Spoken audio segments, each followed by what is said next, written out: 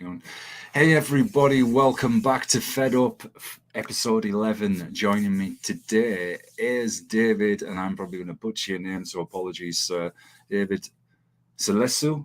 Silesu, yeah. Silesu. Everyone does that, don't worry. Yeah, that's why I took a long pause there. Linguist time. Anyway, he's from the band, the Cryptex. Very, very interesting. I'm very excited to talk about the music and to you yourself, of course. So straight up, I really, and this isn't a bad thing, I have no idea how to categorize you because I've been listening to your music, some of the videos, and there's so many different areas. So, to those who haven't come across the band before, how would you best describe your music, or just say, just listen to us? The funny thing is, we have the same problem, and try to sell music that you can't categorize. We always say we have progressive rock and folk elements. Now it's a bit more metal with the new upcoming album. We probably talk about a bit later. But yeah, there are so many elements. Some say they hear the Beatles there. Some say they hear Journey in there. Some say they hear Caligula's Horse. Europe. Nobody finds a definition for our music. And I think that's what we love to do, not getting defined, because we are all such individual persons. Yeah. And that is reflected especially in the new album. That's interesting. Do you think then, there, as you said, you're not restricted to one particular convention? You can push the boundaries as far as you want, have a true form of expression, because there's no limitations. You've got that true artistic flow there. Yeah, like most music on the albums, especially first and second one, is by Simon, our lead singer and pianist now. On the first album, he still played bass, and the band was still a trio. Later on the third album, the Once Upon a Time with Bloodmoon and stuff, Andre joined and started to be a co-writer for the music. It got more metal influences, and it's kind of getting heavier, but yeah, I can already spoil this on the new one. We also have those cinematic sounds, those bluesy, jazzy, loungy sounds there, but also very heavy riffs like in Cobra that has been released already. Yeah. I noticed that when I was looking at your music videos, and when we were chatting off air, and I thought, man, they're very cinematic, almost like short films with a soundtrack.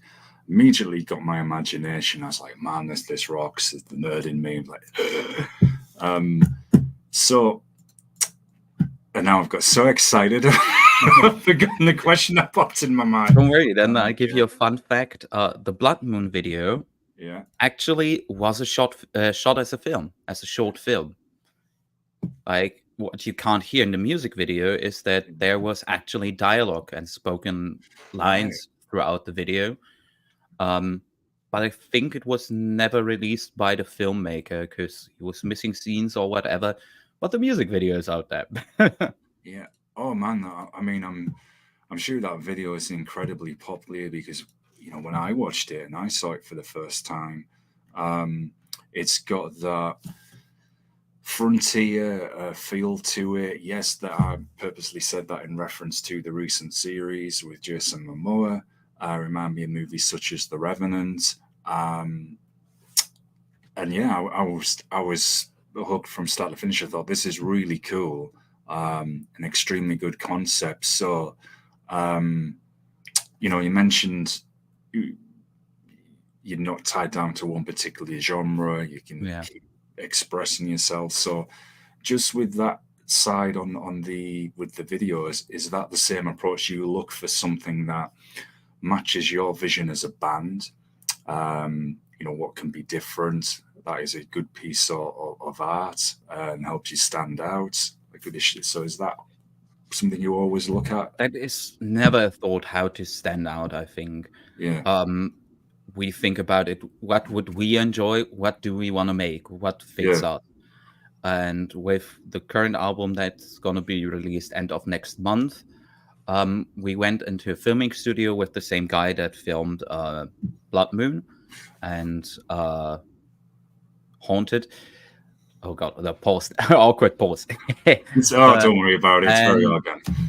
And we were rolling for several music videos there, and just had a rough idea. Yeah. And what we did was an absolute marathon. We had a few sets that we wanted to film in, rough ideas for particular songs, and said, let's go for it. We said, like, Fall Down, that is released, is going to be a performance video. No plan. Place the people there, film guy, tell us what to do. And he said, perform to the music, and we rolled. For Cobra, we just had the idea with the paint and just performed. And there are 2 more upcoming, I can say. I hope I can say that. And so that, no, far we like You leak too much.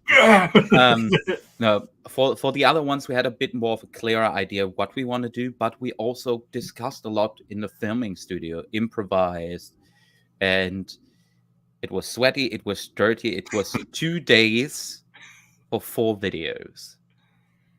So be hyped for that. We had a lot of costumes. I think we have no like scene where we wear the same stuff twice. Yeah. That video, I mentioned it a little when we were chatting off air. That was another one that really caught my attention because I loved like all the tribal paint, kind of warrior effects, and then the wrestling nerd in me. There's one moment in the video, and it was like a guy goes close to the camera. And I thought just for a moment, I thought, oh, someone's wearing a luchador wrestler mask. And I was like, oh man, that's awesome. That's like even another 9 million points. So it's been a great idea, actually. Yeah. Oh, it would flow perfectly. So you were telling me that was actually done through AI. So yeah. Well, that's really fascinating. Could you tell us a little bit about that? Yeah, sure. First of all, the wrestling was not planned at all. That was just a spontaneous idea. Yeah. The basic idea was just, let's paint ourselves, have a black light illuminating in the dark. Ooh, scary. And see what happens, and just overperform. And we all hurt our backs. And then we started this wrestling stuff, and our film guy had the idea, let me just try out this stuff, feeding the video into some AI we have here, and let it process it. It just takes very long. And if you look at the scenes a bit more closely, you can see fangs of snakes or arms evolving into snakes. Wow. It looks really weird. But because it's AI, it's not really controllable. So we thought, let's not overdo it, but let's try it out and give it a few runs. And it just looked good, like a bit uncanny in parts. Just another touch. Yeah, it's I found it fascinating, very intriguing, very cool as well. I loved the whole effects. I must admit, when I see bands who bring in these tribal kind of aspects to the music and even sound or looks at times, there's one, I'm trying to remember the name now. I think they're from Australia or New Zealand. Oh, anyway, I'm sure I'll remember when we stop talking. Alien Weaponry, that's it. That's it. And they use like a lot of the Maori heritage. In their music and videos, and it just adds something. It's just like this. I've sent it up there, man. And the singing in Maori as well in the language, and it's I don't know if you know the games Vampire the Masquerade and the role play world. The Underworld movies were based on those games. Well, I'm actually a huge D&D nerd. Same. Oh, same. All right, that's it. Forget Cryptex. Let's just talk about D&D for now. We can do that for hours. Yeah, doesn't matter about. Oh, it's funny, man. I had last night. See, I'm getting hyper. I'm moving around. See, it happens. Oh well. But I was talking to a guy also from Germany last night, Polly, from a power metal band called Skullforge, and they are heavily influenced by 40K, Warhammer 40,000, other areas as well. Yeah. And half the interview is just talking about 40K. We did 2 hours or something, and we were just nerding, man. But yeah, And you got me, the only nerd in the band. David, honestly, I'm going to have to start putting a disclaimer on the channel, because people will ask, so, how long are the shows? And I'll be safe. I'll say, well, 60 minutes, but we can go to 2 hours. I don't mind. It depends on the guest. And I was like, 60 minutes will be fine. So far, I think I've only had one show that's hit 60 minutes. Everyone, we've all been nerding. And here's another show that lasted 45 minutes. And the only reason was because I had to go on that night. So we're doing a part 2 tomorrow to follow up. And whoever has come on, we've either nerded about D&D, sci-fi, fantasy, horror. And it's like, okay, let's remind people why we're here today. So. It reminds me, or I go back to music, of a little story from the studio, not with Cryptex, with a band like I had before, years ago. My first time in the studio, I was still playing guitar, and I told my singer, I know the studio guy. Whatever you do, never mention Van Halen. Yeah. Why? He asked, just trust me on that. Yeah. And he was sitting there, and I was playing a tapping guitar solo, and went back to the other booth to sit with them. And the recording guy was like, typical tapping reminds me of Van Halen. And our singer said, who's Van Halen again? And the other guitarist and I left the room. We knew he's the biggest Van Halen nerd in Germany, probably. Yeah. If he were to find a bomb case, he would rebuild that bomb lay in there. He was building everything, soldering amps, hours and hours. Had a whole setup for Eddie Van Halen sounds that he perfected over the years. Yeah. And he spoke to our singer for over 2 hours, educating him about Van Halen. And I was standing outside, looking through the little window with my other guitar, smoking one cigarette after another. Freaking idiot. Bloody hell. Yeah. Oh yeah, you can get the kind of sometimes the example where it can turn someone off the game. I remember asking somebody once, and it wasn't D&D, it was a fantasy role-play game, something similar, and it was my friend's brother, and I said to him, so can you tell me a little bit about the game, what it's about? And I expected just, a quick 10-minute overview. 3 hours later, I was half asleep on the desk, didn't even know, and he was still chatting about all the different creatures, subspecies, rules, absolutely everything, what I must do, what I mustn't do. The time he'd finished, I'm like, I don't want to play this. I'll just stick with what I know. But I'm the same as you can. I naturally get excited and hyper about it. So yeah, I'll try and return to the music for a moment or two. This is a regular thing that happens, folks. We tend to go off topic a lot on this show and go into all different random areas of interest. But so far, people seem to like it. So, speaking though of artwork and things, it's a perfect excuse for me to mention the cover again. I know I think, yeah, we chatted about it in an email. And what I like is I like the style of the lettering. It's got both kind of a ancient Latin, almost Greek feel to it, mixed with, if you look at the Y, and it looks like possibly a tree with a leaf.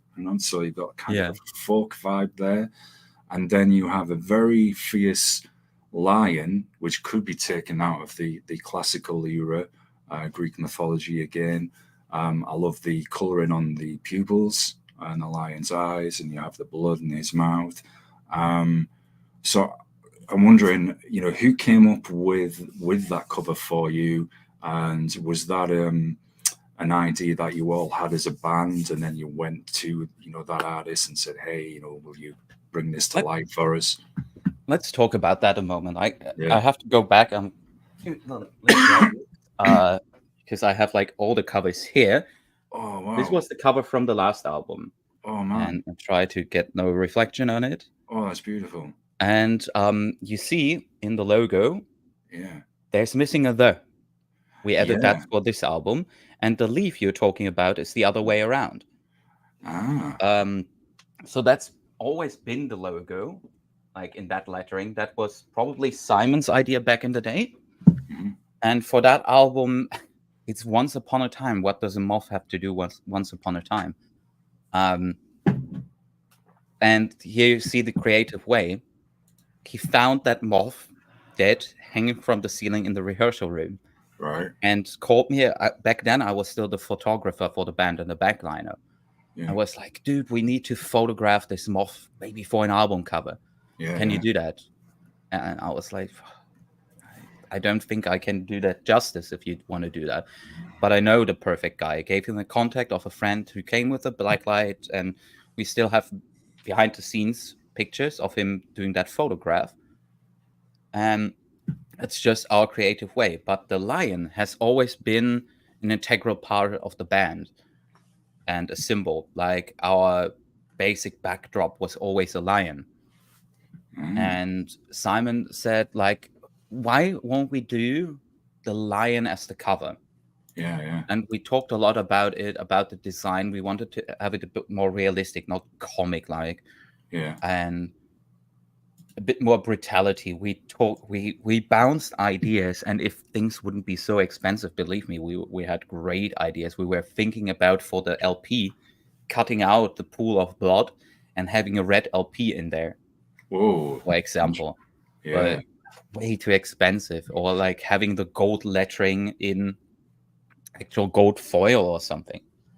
And also the background color, we talked about, should it be plain, or I actually have an example of this. It's not released yet. I have like a test here already. Nice. And even in a small size, it looks very good, but there are a lot of hidden details. Like the cover is released already. If you look very closely, you can see a little C on the back. Yeah. And that doesn't convert in camera. Like on the legs, we also have like 3 scars on the lion. For 3 albums before that. Like there are a lot of hidden details, and all in all, on the whole artwork and in the booklet, we bounce emails. We don't live near to each other, so it's the shortest drive to meet each other is an hour. For our guitarist, it's 6-7 hours. Right. So we bounced everything via email, talked a lot about the booklet, which I won't show now. About the designs, but Simon has, for things like that, he just comes up with great ideas. And I'm also like an artist photographer, so I also bounce ideas with him, give him a bit of input for the music videos, for whatever. And we started working together on all artistic things as more as a unit. Everyone has the chance to say whatever they want, whatever they think, be honest about it. And we talk about ideas. Earlier, it has been like Simon was the leader of the band, and most of the artistic values came from him, especially 2 albums back. Because the Madeleine Effect album, he basically recorded alone and just looked for people that play the instruments he needed. In this, what we have changed in the studio, we have a pre-production, like all songs, drums were ready, everything was already recorded, but not in superb quality. And we went to the studio, we changed things. There's a whole song, we kicked parts out of it, rearranged the parts, whatever happens. For vocals, we found new harmonies. For guitars, we came up with new ideas. And everyone was able to speak up. Like, I like this, I don't like this, let's try this for a moment. And we took our time. We took way too long.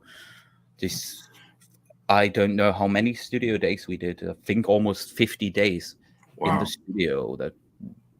Because there are so many parts. And then the additions of we do nothing digitally except the digital piano. Right. We found a guy that plays the violin for us. That is of a German band called Raubein. And where does he also play? He also plays orchestra. He plays one other band. Oh, what other band does he play? That's even bigger. Oh, I don't know. I forget things. He played the violin for us, multiple violins and cello with a friend in different tunings. We went to an orchestra to record like these big ass drums, like from movies. They sitting on ships with a hammer, yes, yeah, just to get that sound out of it. yeah. It's difficult to record. We Yeah. have like bells, but we didn't have like real bells. But with the orchestra, they had like these tubes that sound like bells, like with a pedal, and we sampled those. Every note of these things is real. We had a core of children we recorded with, like 6 to 10-year-olds. We had another choir from Berlin that recorded with us, that is performing with Lord of the Lost now and recorded also for their album. Yeah. So, I've seen I know what you're on about. Yeah. Things got way too expensive. We absolutely overdid it, went out of our minds, and oh god, money is a problem. Not gonna lie about that. So let's hope the album sells well and we have some more shows. Else we are fucking broke. We're over 10 minutes. Yeah, I'm allowed to say that. Sorry. It's all right. We aren't monetized yet, so I think we can get away with some profanity. I've dropped in a little myself in some of the shows. And yeah, that was what we wanted to do as artists. We were like, we don't care if we can do it cheaper. We just want to go all out this time. We have the chance with a great studio. We had an old analog recording desk from the 70s there, great vocal chains, and we were like, let's just do what we can. And maybe if we paddle back to more of the recordings of the album, I can tell a few stories about what didn't work as planned, which was especially my part. Yes, certainly. We will definitely get into that. There's so much in your answer there that to unpack, which I find fascinating. Like I was going to ask you about keeping kind of an authentic sound when we've got so much digital technology around us now. It's a topic that's come up on a lot of shows. Yeah. So that was interesting that you mentioned, everything is real. So it gives you that really genuine interpretation of what you are wanting to play and get across to people. So that was fascinating. Loved the drum that made me, and I know the choir you're talking about who did who now performed a lot of the Lost. I've seen that, and I think there was the video where I think it was Chris was singing with the orchestra as well in one year. So all of on video.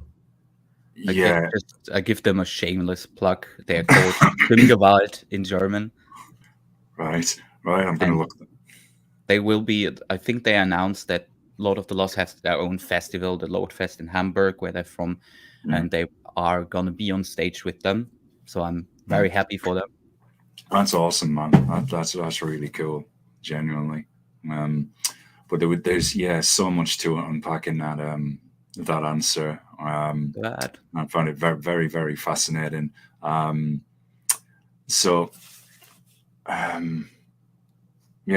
It's got me thinking. So whilst I'm thinking,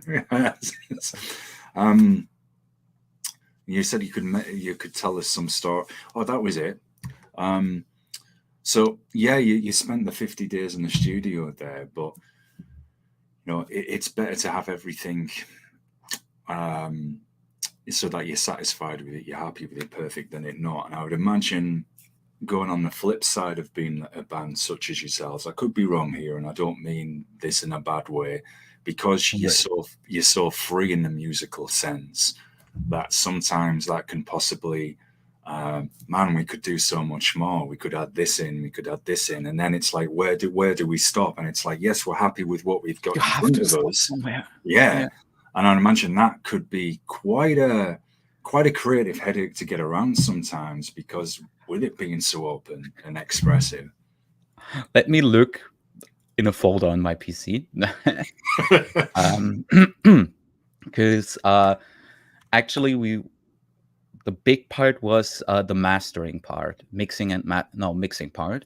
Let me see, where did I save that? Pre-edits, test mix. And I think we started with Cobra. Yes. So here are 11 versions in that folder of test mixes, revisions. And after 2 songs where we had all these revisions, and we did that via email, everyone was listening by themselves in their daytime, and got our mixing engineer. He is a blessing for us, an absolute blessing. But we ourselves had said, we have to stop this. We have to find a way to get songs done in 2 revisions or 3, or else we're never going to finish. Yeah. And we sat down for a final session with the mixing engineer at the home of our singer, Simon, listened to every song, still changed things, and then it was done. We said, like, there's nothing to do here anymore. Damn, I put it away. I don't know where I put it. I still have like a whole booklet with notes for every song by every one of us that we wanted to listen to and maybe change for that final session. And it's like 1 page for every song. Yeah. Isn't it You have difficult to stop somewhere? Yeah, and it's difficult when you as well, you've got no limits on art, and especially if you've got a visual, very active imagination, and it's like, no, I can do this, I can do this. And then I often find we as people, well, me myself, I don't know if it's the same for you, but I'm my harshest critic. I'm the worst critic possible. I did creative writing at uni, and sometimes I just never like what I'd wrote. And the professor beat it, it's fine. I'm like, I don't like it. I can change this. I can do that. I remember once writing 90,000 words for a novel, and I got to the end of the 90,000 words, and I'd read through it, and all the edits, drafts, looked at it, and I just thought, I don't like this at all. I completely don't like it. I'm just threw it out, and been planning to do something since then, and have yet to do that. Sometimes you just have to accept things or send it out to someone else that has a few good words for you. Yeah. What I learned in my time in studios and also working with persons in studios is you have to keep on it. Keep getting on. Like, the worst thing you can do while recording is if you make a mistake and be like, fuck, again, I can play this. Why can't I play this now? Yeah. Let's roll again. And then you do that mistake again or another mistake, and you get yourself wound up and do more and more and more mistakes. And just what I learned is either you do it piece by piece if you can't play it well enough, and have to be honest to yourself and say, I can't play this right now in this moment from start to finish. Or you play from start to finish and accept that you do mistakes, and then you combine takes. We call it comping. It's done a lot in vocal recording. Like, I take the example of Billie Eilish, her producer, her brother said that sometimes we do 50 takes, and sometimes we even change syllables of words and take them from a different take, and it's just chopped up into one big thing. Even our guitarist had a moment of that, because most of the solos are improvised by him on the recording. Wow.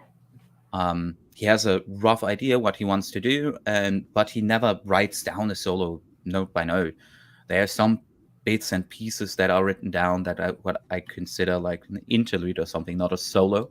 Yeah. But I actually have a recording of him screaming and almost throwing his guitar away. I never witnessed him like that. Like, that never encountered to me. He is one of the calmest persons I know. Yeah. It really, really got to him. And later that day, he looked at those recordings I recorded on my phone of him playing. I was like, where did that ramp me up that much? Where have I been like that? This is a great solo. I actually want to use that particular take. We have to search for it tomorrow and find it again and take that one.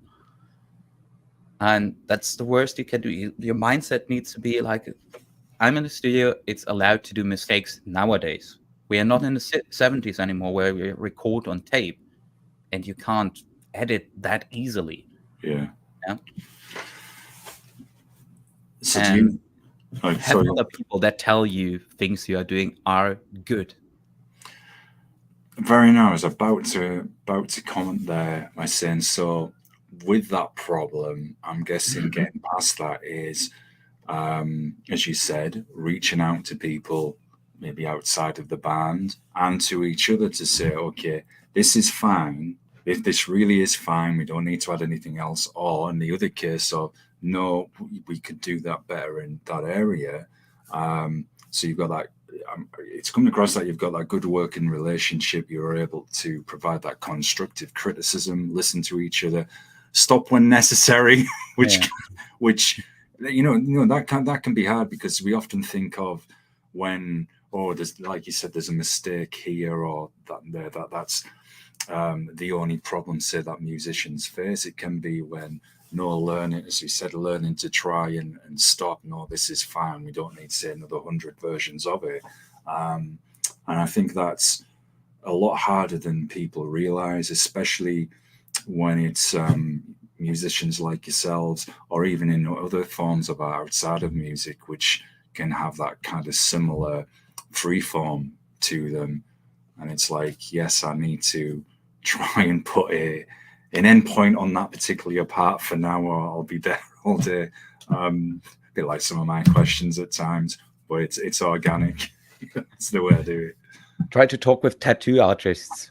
They do the art on the skin of other people, and they can't say like, "Oh, I messed this up," and beat them up like years later for that one customer. Oh God, what have I done?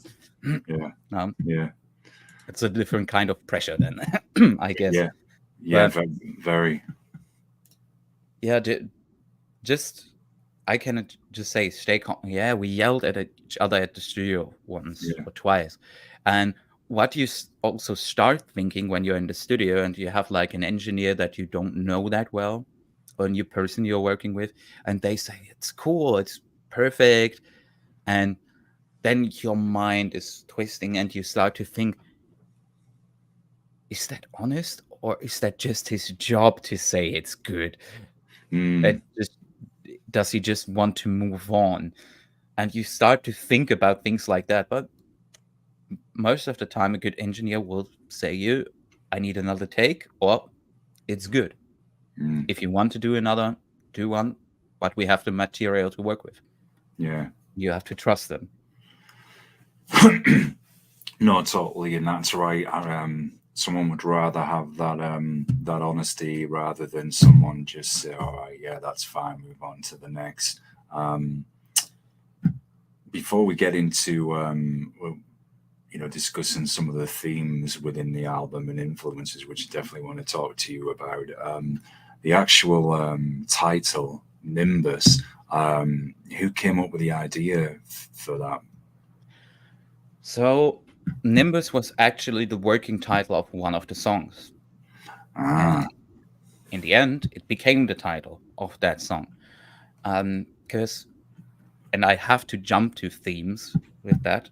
Sorry. Most of the themes in the lyrics are reflection of the past, pain, psychological issues, abusive relationships, packed in a weird way. Like, all of the main three, our drummer came as another band member basically during this studio. He started playing shows with us. Now he is a member of the band. And I've been working with the band for 8 years as, like I said, photographer, and also joined as a bassist and worked a bit with them on the titles beforehand. Like there's one song on the album, Son of Fortune, where I also wrote lyrics with Simon and Andre. And we all in our lives had major psychological issues, like depression and stuff. I won't lie about it, like, because it's something you need to talk about, and it follows you around. Everyone carries their luggage. And Simon is a man for darker lyrics, say it like that. Most of the lyrics are a bit darker or sad in a way. Like, there's a song called "The Day We Will Meet Again." You can imagine that it is not the happiest of the songs. Yeah. And so that's generally the theme of everything. And we want to make people think. I hate the question, what is this song about? Often the song isn't about anything. The song is just, okay, we work with words, but we want to express ourselves in a way. And it's open to interpretation for everyone. What I feel with the song, with the lyrics, you can't. But you can feel something very special to you. Yeah, no, it does. And a lot of guests have mentioned that recently when we've talked about influences, I guess themes within albums, concepts, etc. And yes, there can be things that we can relate to, say that we have in common through similar experiences, but we still all take our individual interpretation away with us. And what I interpret from, say, looking at the cover and as we're talking now and the music that I've heard so far from you will be very different to another person's take on it. For example, getting back to the cover again, the lion, and where you mentioned depression, abusive relationships, etc. Somebody perhaps could even look at that lion and think that represents a psychological predator that is going to feed on my emotions, my energy, sap that from me, have me locked in its jaws, and it's draining the blood from me as well. That popped into my mind as you were chatting to me there. And somebody else may just look and just think, no, it's just a cool cover. Exactly. We actually took the lion as a theme for the intro for our upcoming live shows. We will try it out the first time in 3 weeks in America at the Prog Power Festival in the US. Awesome. With great bands like Caligula's Horse, Camelot are there, Battle Beast are there. I'm very excited for this. Yeah, no doubt. And all I say, because probably you have to hear it live, the lion is the king of the jungle. Yeah. And sometimes the king of the jungle has to show the other animals where their place is. It's a strong animal. Yeah. Like, everyone knows the sentence, the lion, the king of the jungle. And we want to represent the strength we got back with this album in a way. Yeah. Like, we released Once Upon a Time in 2020, early 2020. We were in 2019 signed by Steamhammer. It's a sub-label of SPV in Germany, which has great big bands under it. But everyone lost out in 2020. And we saw the pandemic coming, and they were talking about it. Do we want to release it to a later point, the album? Do we want to delay it? And the label said, no, we have to do it.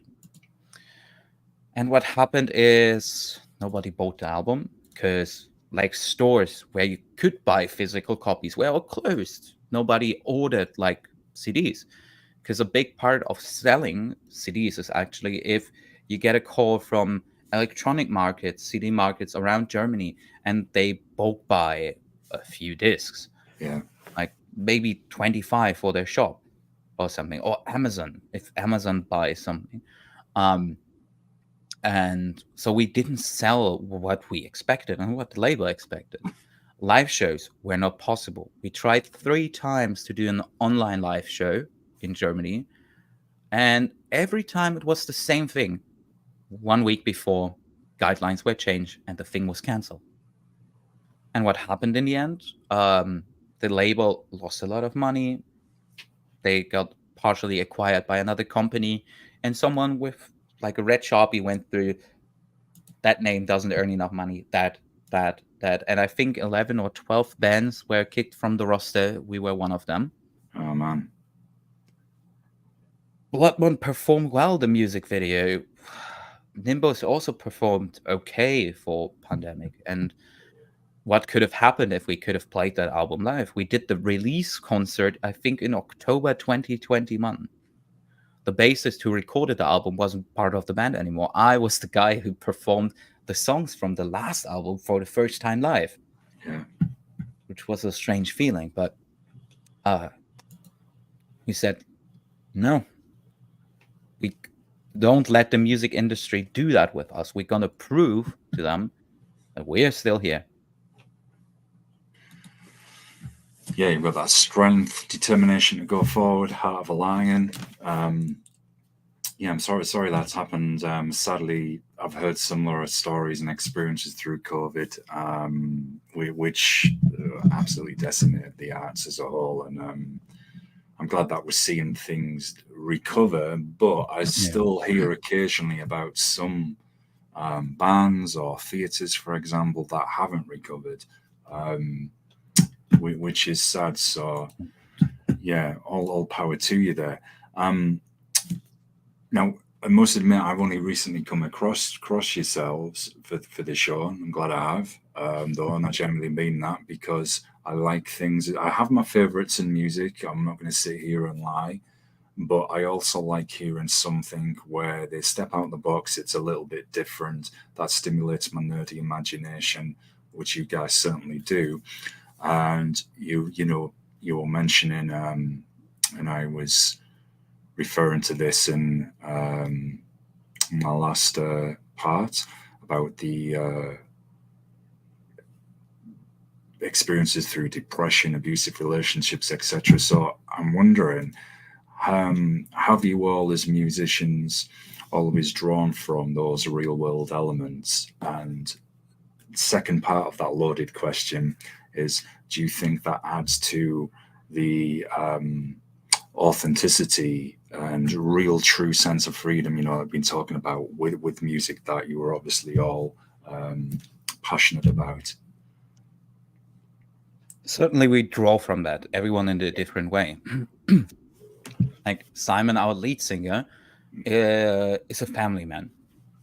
Like he cares about his family, his daughter the most, and doesn't hang around a lot with friends or stuff. He doesn't drink alcohol or anything.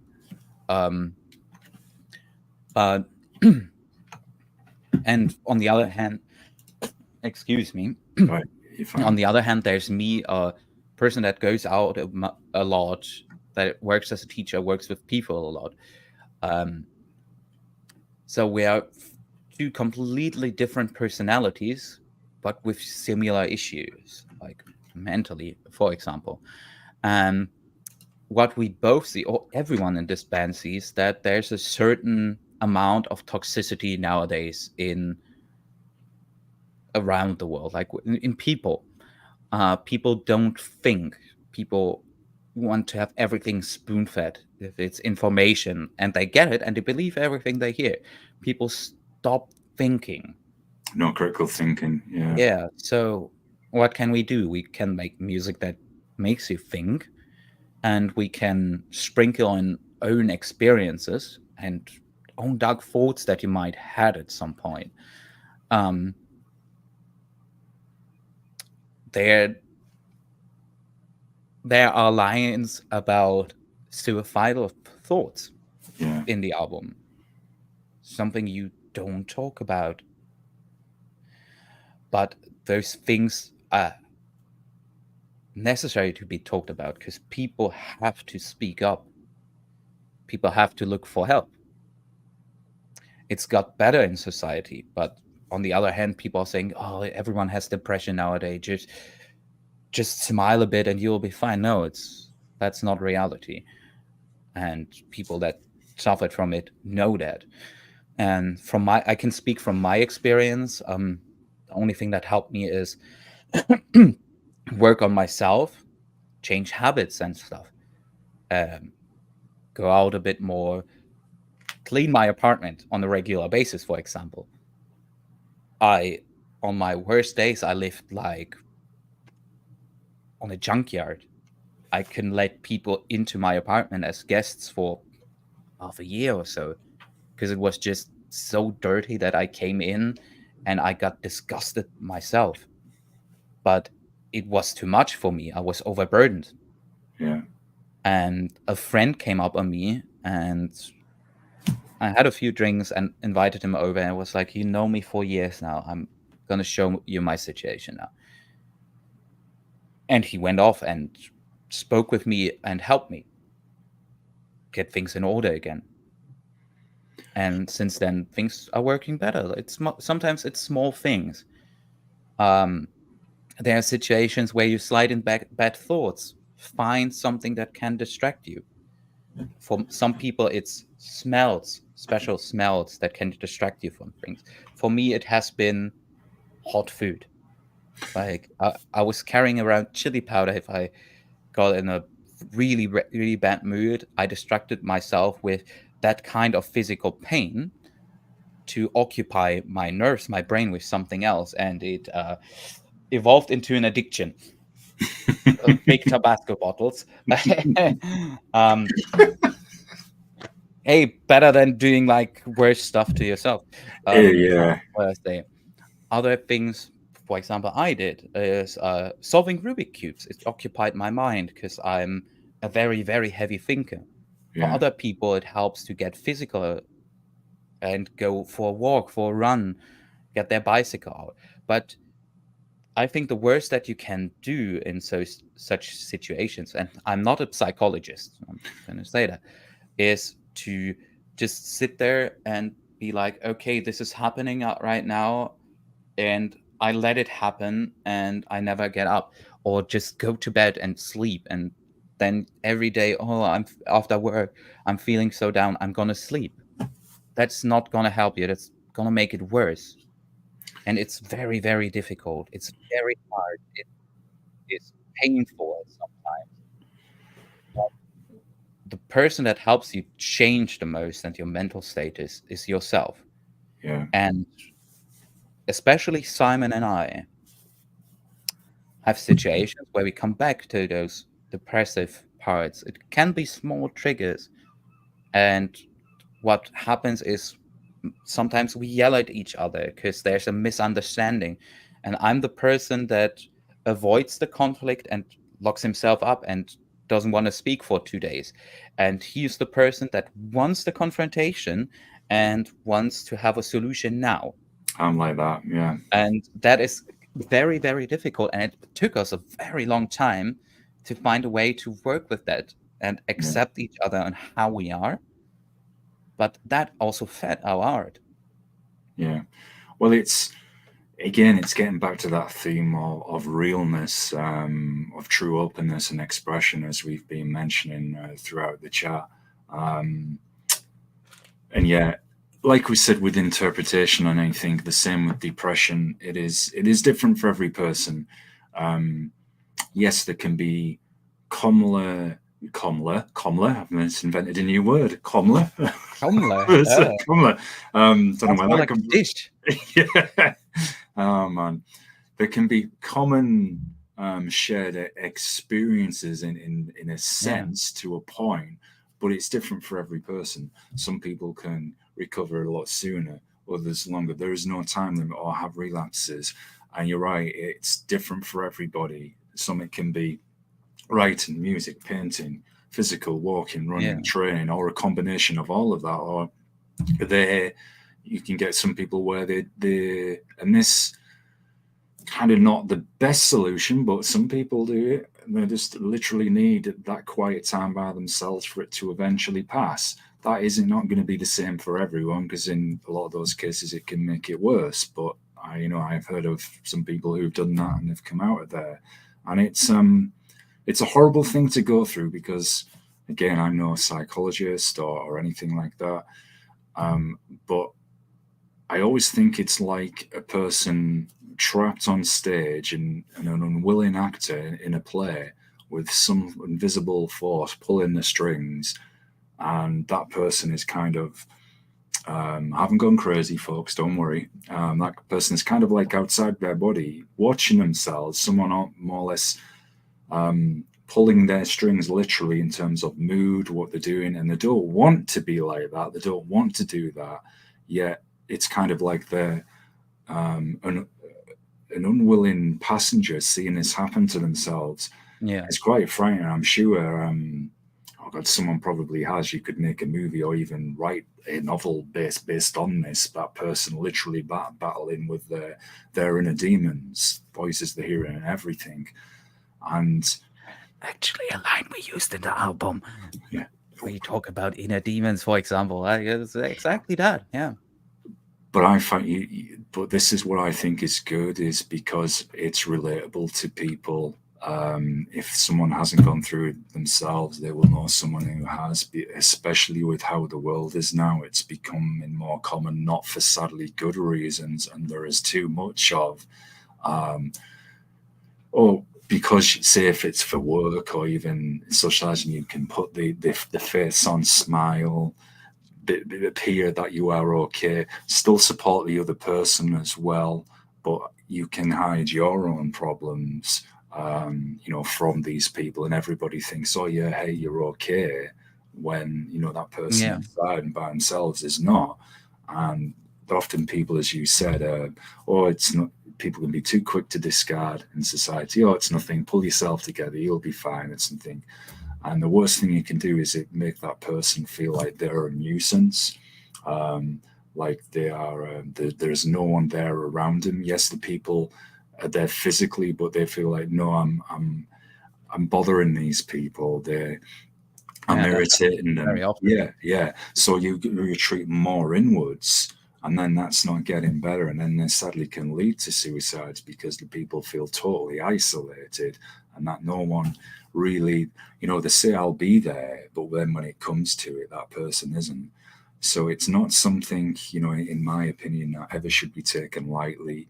And and I say this, if there's, and I'm not going to say it's easy to do, because it really isn't, but if there's anybody ever needs any help, or you need to talk to somebody, hell, hit me up if it's talking to me on here about D&D, whatever, if that helps. I'll do that with you folks. So it's very harrowing. It's a nightmare and hellish experience, but the positive, I guess, that's come out of it for you guys as a band as well. You're expressing this in your art in a positive way, I guess. And again, people can relate to that, because music certainly is a mood thing and can help us get through these tough times. So very fascinating. And yeah, sadly, I do 100% agree with you. There's too much of it now, and there is there really is. I for myself think there's a lot people, and it has been the same years ago, but people didn't talk about it. Yeah, and that's a good we point. know famous examples from actors or musicians that smiled all the way, Yeah. but suffered every day. And you thought they're happy, musician, they're famous, they have everything they want. No, they're not. And I say, talk with friends. Don't get anything in and just build up in yourself. Talk. If you can't talk to friends, talk to professionals. And very sorry for my American friends. I know how difficult it is in your country. Our health system in Germany, thank God, offers like help for free, like your insurance that is found by the government. If you have depression, if you need to see a therapist, or if you go into therapy like locked up for like 3 months or so, you don't have to pay a penny. And I think we need to educate people a bit more, and also need to educate people, especially young people. I'm working with a lot of children, how to work with or certain feelings you have. I'm taking an example from my life where I had a 11-year-old student, female, and she was bothered or pushed from other students during school in that age that she's not skinny enough, and started to have this sadness, and spoke with her music teacher about it. And I'm a person that got bullied in school, that got hit at school till I was in the hospital. God's sake, I wish that nobody, and it was a horrible time, not gonna lie. And from there, I, at a young age, also developed depressive thoughts when I was 12, 13. So that was not a foreign discussion to me. But yeah, kids, if they hear something from maybe another child 2 years older than them, they take it for real, and they don't want to listen to their parents in that age, and they lock them up in their room. And I think it starts already there. And some adults haven't learned those things, how to process things properly. Yeah. Comes to like small things that can drag you down. Maybe a job interview didn't went as well as you hoped it would, and it drags you down for 3-4 days. And people forget to look forward and how good the world around us is in countries like the UK, like in Germany, like in America, where you have access to anything. And when you look at, and I can't confirm this as a fact, but I don't hear from so many depressive cases in countries like in parts of Africa. People don't have a lot, but they work with it. I bet it exists there, but people behave differently. No, Yeah. I have to function somehow. And yeah, that's maybe the wrong word, because have to function is just like the pressure in your back every day. Our Germans, we know that like in our culture is like work, work, work. You know, like I'm always joking. You know what the blue in the German flag stands for? That is for humor, and everything else is for work. But like in Germany, I get frequently asked if I sit with older persons in a pub or something, or at a coffee for coffee, and that person's like 60 or 70, we just have a nice chat. Yeah. And I'm an artist, I'm a musician, and German culture just says you have to do an apprenticeship in a job still, and you have to work your life on that job. That's what it is in people's minds. And always get the question, or they always reply, "How can you live from that? That is a real job." Yeah, it's very similar here. Yeah. Music, I'm being an audio engineer. I'm working. If you see the band there, it's the jazz band that is here on the marketplace, playing for the people on stage. Who do you think sits there and takes care of the sound that you can hear something? That is the job. Earn money with that. That is an industry. It's one of the biggest industries. Yeah. Well, sometimes I think you can try. Say you can go to uni and get a degree and whatever, and think, right, I'm going to do this just for a job to get a good job. So it's not what I actually want to do or what I love. And yeah, there's nothing wrong with that. And if somebody's lucky and gets a career from that, that's fantastic. But I also think sometimes it's good to pursue what you actually love, what you actually want to do, you're passionate about, because you will put more yourself into it. And yeah, there tends to be, you can get that kind of old school world attitude, I think, in Western Europe and UK and America, was get a proper job, that isn't what you're doing that for.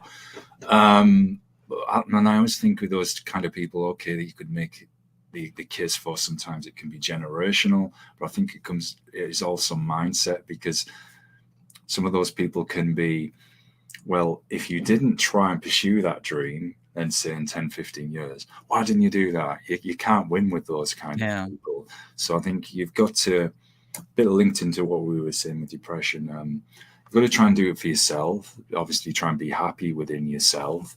And yes, we are fortunate we've got access to those means. It was one of the reasons why I wanted to kind of bring back this dormant YouTube channel, was to talk to people from all different backgrounds, all different walks of life, music, film, wrestling, martial arts, horror, anything.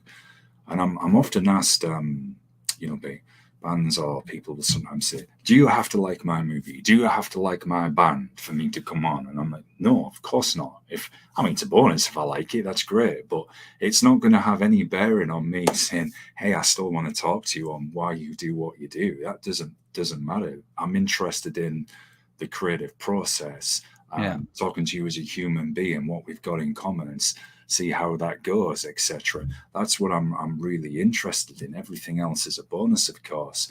And I found it great sat here chatting to all these different people. Struggled myself the last 3 years. I've only briefly, sporadically been back at the odd random time, and then just fell back into it again. And I thought, no, I want to. I've got my favorites in music, of course I have, but I still love music and movies and everything else. Yeah. And chatting with people and seeing where it goes. And I just thought I try and do it as naturally as possible. It often goes off topic, or sometimes the brain can eject itself. For me, it's the nerdy stuff like video games. I don't have for no reason. Honestly, Matt, another mention those. I'm your classic nerd. I really am. Sci-fi, fantasy games, all of that jazz. So getting back to music just for a moment before we return to the album. That is great that you've got that show coming up in America in a couple of weeks. So I'm just wondering, how did that come about? Did somebody from the States literally come across you, hear your music, and say, hey, we've got this fest over here, would you guys come and play it? Almost. Yes, almost. That's like cool. There's that Prog Power festival in Atlanta. Nice. And it's been like a community for years, and they every year apparently they vote on their favorite albums of the year. Yeah. And Simon contacted the organizer Glenn like years ago. Oh, can't we play? Wouldn't you be interested? And in 2021, after they skipped 2020, he contacted him, I think via Facebook even. Your Once Upon a Time album was been voted one of the best albums of the year by our community. It's just a 2,500 people festival. It's quite exclusive. And he wrote, seems like we got to do this now. And that was a surprise. And it was like basically my first or second month in the band. We knew it a long time beforehand and weren't able to talk about it for about a year. And they basically just voted, and he contacted us and was like, we got to do this now. You come over here and you play here. Sure thing. We gladly do that. And we're working hard on it. Now we have the new album, right, that releases 3 weeks after that show ready. Actually, we have the special that has been announced that people at ProgPower will be the first that hear new songs of that album, even before our official release show in Germany. And we also just announced yesterday that we bring a special guest on stage. We didn't say who it is yet, but there's a little picture I made with a silhouette of a person, and people start guessing. We will reveal it at some point, but be excited for it. It was always the dream of Simon to also travel to New York with the band. They've been to America once at 70,000 Tons of Metal in 2017.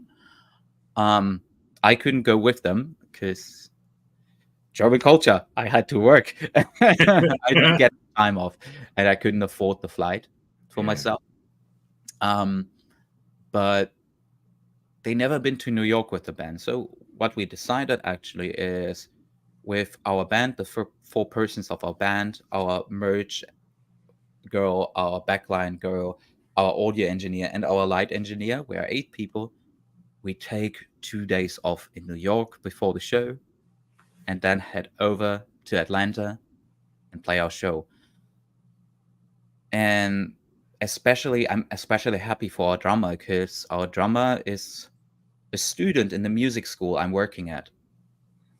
And I asked the drum teacher, like, do you want to play with us? We don't have a drummer at the moment. And she told me, oh, I have that new project cooking. I can't tell you right now, but I won't have the time. But there's that young guy. He was 24 then. He can play very well, and he doesn't have a band, I know, but I can vouch that he's a great drummer. And we had auditions for drummers, and he sent a video, and we were like,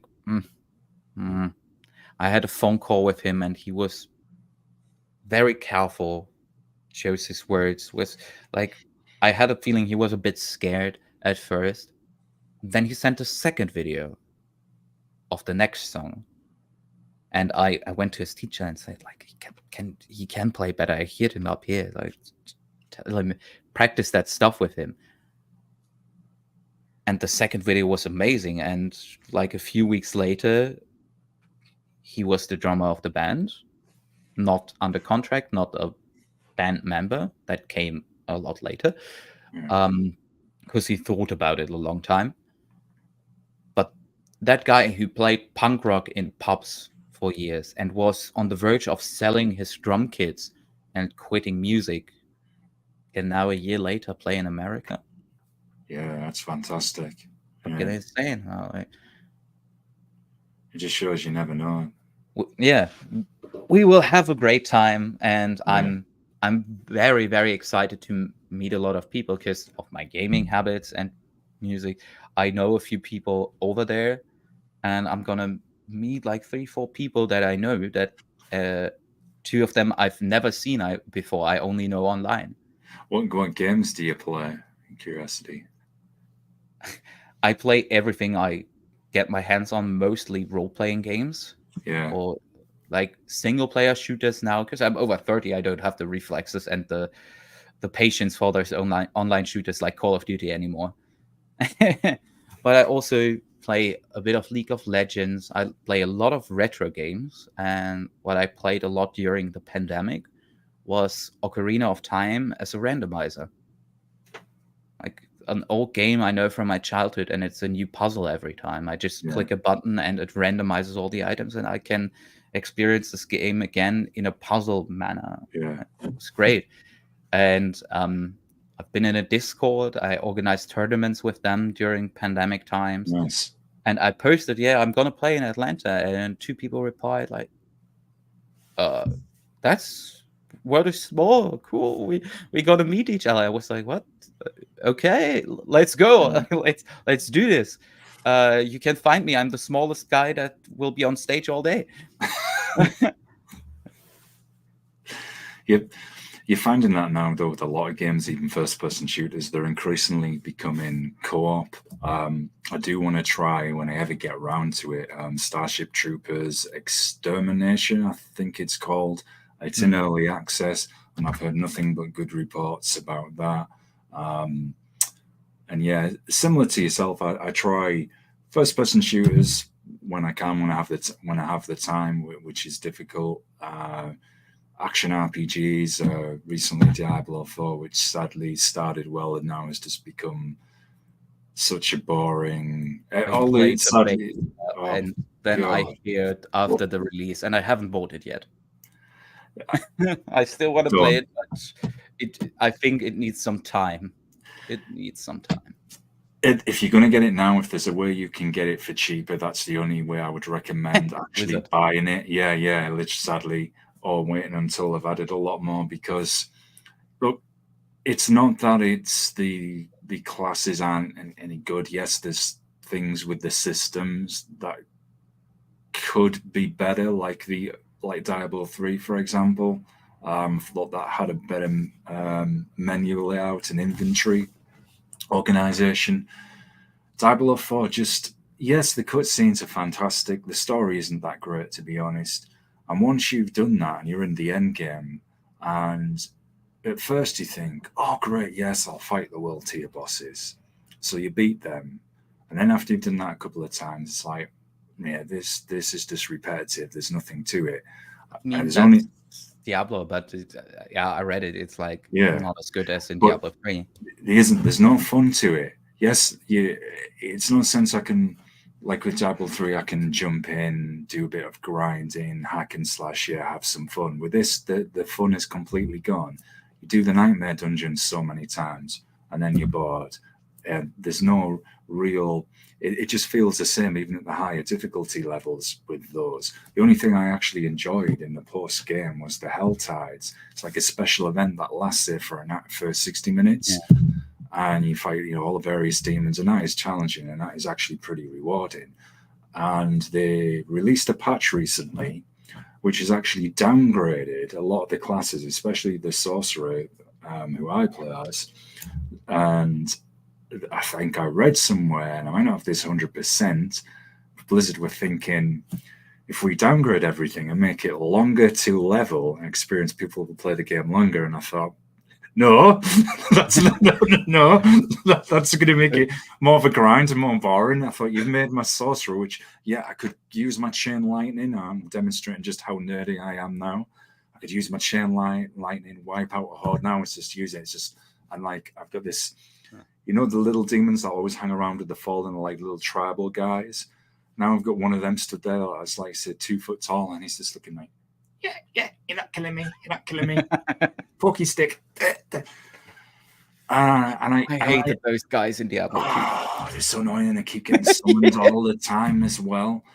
And I'm not really, if someone thought, oh, you played it for a few hours. No, I didn't. I put quite a lot of time into it because, again, it's fantasy. I find all of those things fascinating.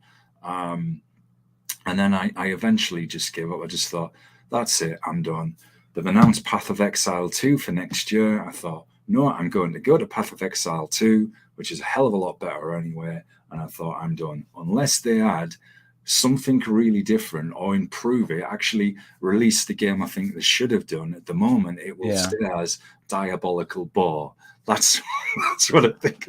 I just got to say, I know my singers, all singer is going to watch this. Hi, Simon. Welcome to the Proper Nerd Talk. You're in this now. This is my private life. You don't know.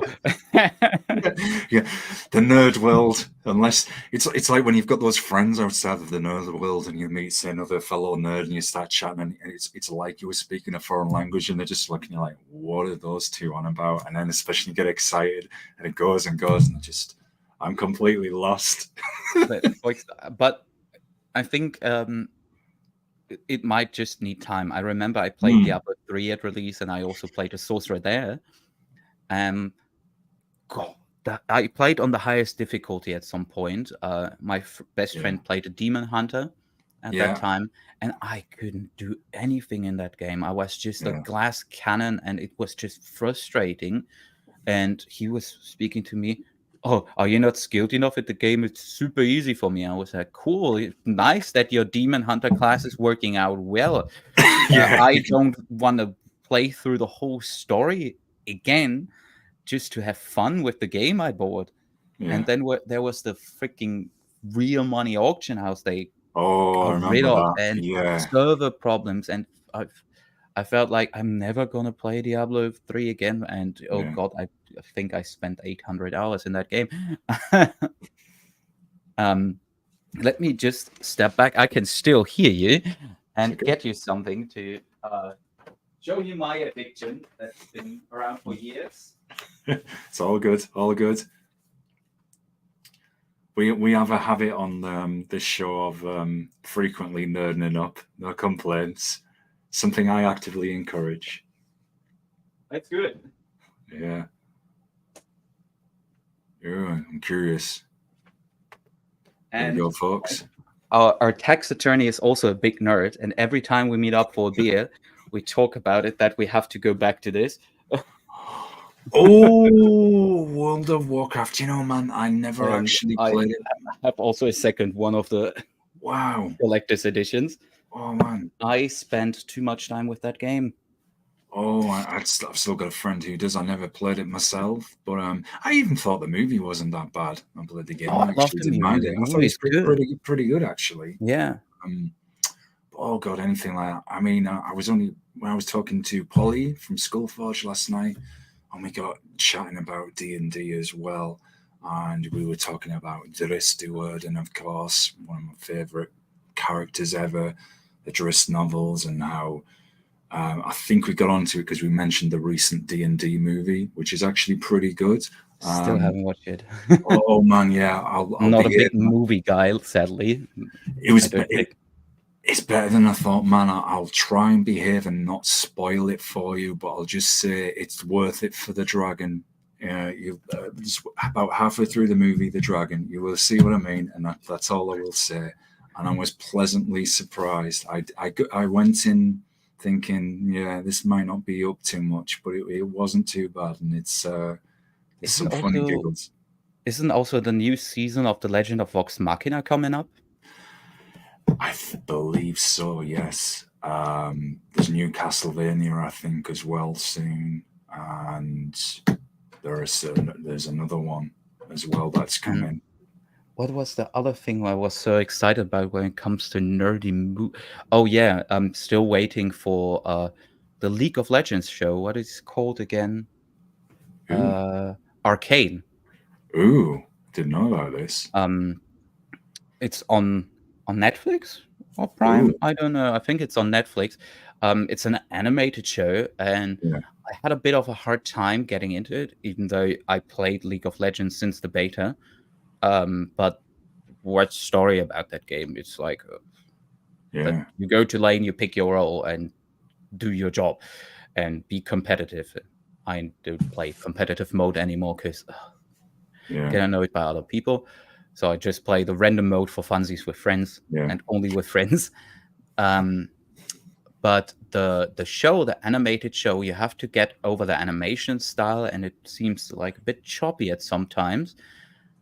But it's an artistic premium show.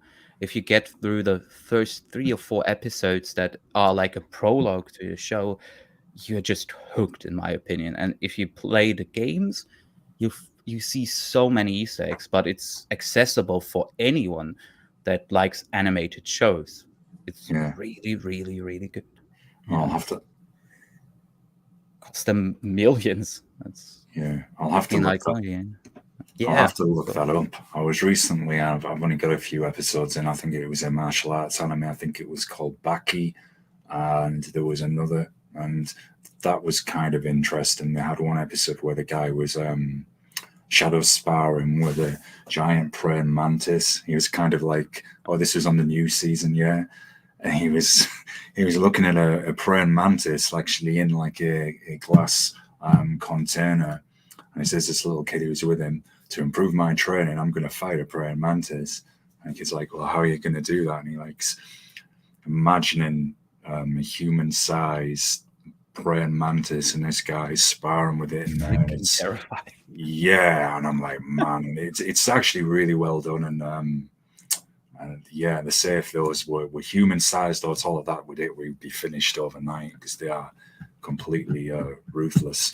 To get back to like shows and music and as Yeah. a band, for example, during studio sessions and stuff, and composing, we lived at the apartment of our singer when his daughter was at his mother's place, for example, and we lived there with 3 persons. Like our drummer mostly drove home, Yeah. and I remember that day Taylor Hawkins died, and we were in his bedroom, 3 adult guys watching a live concert, the last live concert by Foo Fighters, all laying on the bed and just watching, talking about music. Like sometimes we nerd out about, that's the thing we nerd out about together, like music, but when it comes to shows, everyone watches different stuff from the other ones. No one playing video games. Yeah. Like, sure, in their youth, like years ago, our singer played GTA back then, but Yeah. nowadays he's just music and like family guy. Me, come home, need at least maybe an hour of gaming in some Yeah. kind of way. Yeah, it's finding a time as well in that balance, because those who competitive game, they put such a lot of time into it, and especially to get that standard and maintain it, and it's quite hard to do if you've got other interests combined with life in general. It can be difficult. Yeah, turning back to the music. Sorry, folks, we get it, but you're used to it now. How many? I'm trying to do this respectfully without giving too much away, but how many songs is the arranged on the album? So that is official already. You can see the track list for all configurations. God, I have it in front of me. Yeah. We have to look it up. Like on the CD, I think, on the CD it's 12. Mm-hmm. And then we have the LP version, like the vinyl, and the digital version. And every version has 1 or 2 different tracks, actually. So in total, we have, I think, 14 tracks, and 2 tracks are available in an extended version and a shortened version. So if you want to hear everything, you just get the package of the LP and the CD and listen to it online. Hey, marketing, nice. But we recorded more songs than that, so we have something hidden in the closet, maybe for the next album. That shouldn't take so long. Well, this is really interesting, because I like the fact you've got all these hidden things to look for, hidden Easter eggs. Yeah, contained in the artwork, the band itself. There was another guest, Andy, from a band from Northern Ireland called Cobra, and he was saying on their vinyl release there was I think it was a slightly different version of one of the songs, and vinyl is now becoming like a collector's item for people as well, as a piece of art. Seeing some people, will put the vinyl on the wall and display it like it's a have that here or anything. Yeah, behind the camera. Yeah. Oh, that's awesome, man. So that's giving people a lot of getting back to the sense of freedom of choice, to own some memorabilia as well. So that's pretty fascinating, and it's cool you mentioned the next album, because I was going to ask you, have you started to work on the follow-up? And do you, I love the concepts and everything you do. So are you going to draw from those real life world experiences again for the next release, or could it be something completely different? We haven't started working on new songs. Like, we recorded more songs that fit the album that we're going to release now. Yeah. Because the songs were ready and we were in the studio. We said, like, just let's record those. And for the next album, we actually wanted to start songwriting already, but it's been more difficult for all of us than we thought. Like, there were things happening in our private lives that were not expected, and we concentrate more on the release plan for this now. But what we will do is we will work even closer together than before. Because, like, for example, I've been a new musician to the band, and Simon discovered my value to the music as well at some point. And we've been saying that for years and years, that we need to write a song together. We never did it. We did lyrics now, and there are quite a lot of bass licks and tiny things on the album that are from my imagination, that are very different.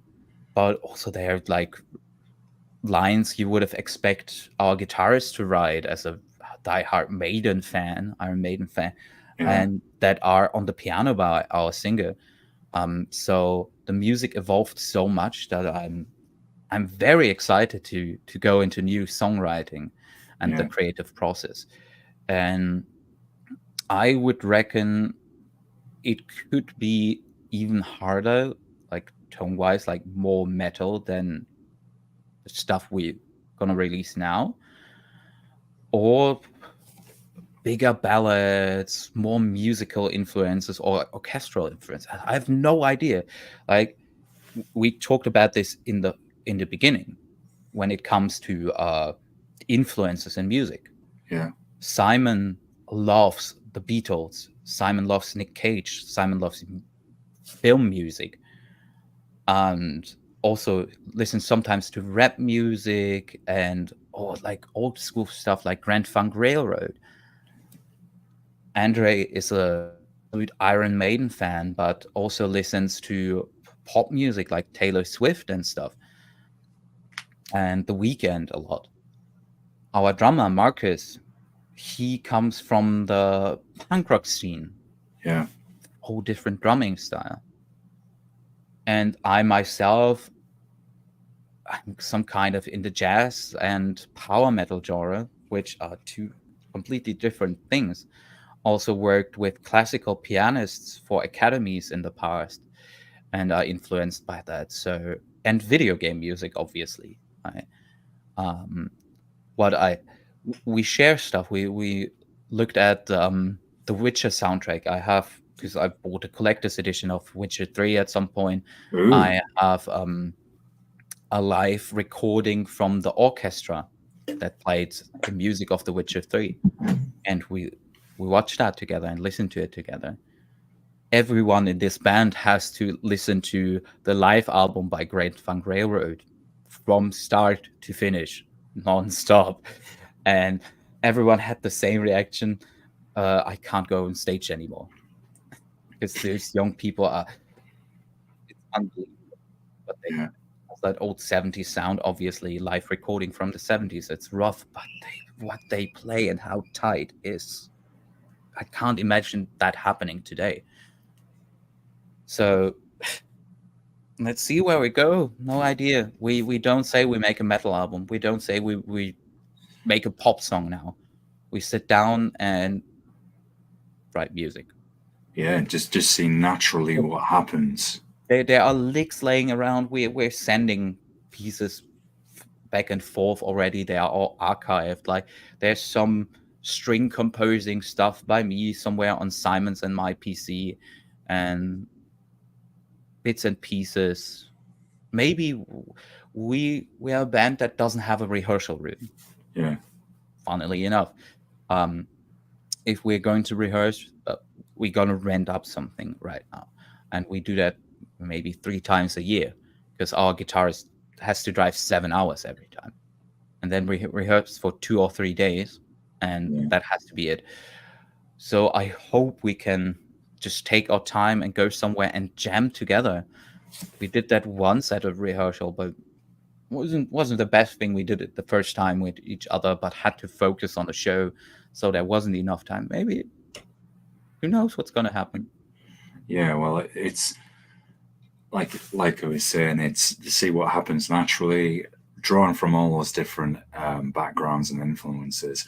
I've been saying this a lot to guests who've come on the show. Very, very similar circumstances in the bands where all of them come from different music scenes and are joining together to play this style, like the power metal band on last night, Paulie's band. And he was saying sometimes they were receiving criticism for playing their power metal too fast because sometimes they'd put in a bit of thrash, and it was like, hey, it's still power metal and we want to play it this way on them songs. And I just think, look, you like it either grabs you or it doesn't as a music fan. Appreciate the work that's gone in there, and especially that inspiration where someone is going to try and do something a bit different, maybe step outside the comfort zone again, which you guys obviously do, and that's a good thing. As you say that, I remember like writing a song years ago with my 8 years ago or so with my power metal band back then, and I wrote that riff and the song and lyrics and stuff, and I wanted to make a cliche song. Yeah. Like just buzzwords. The lyrics are stupid. It's called The Gun Sword Night, and there are lyrics like the color of blood is what he likes, like completely stupid. But everyone can scream that. It was my intention. Yeah. And I wrote that song, and the band said, "Dude, it's way too fast. Why is it way too fast?" I was like, the riff just projects at that speed. Yeah. Yeah, but have you listened to the lyrics? That's double time rapping. He can't do that, mate. We have to slow it down. So the song was slowed down. Yeah. It was Yeah. great. Yeah.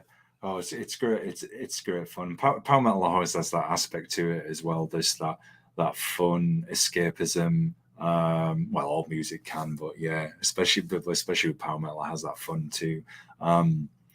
So what do you then? I mean, you teach music. So what is it?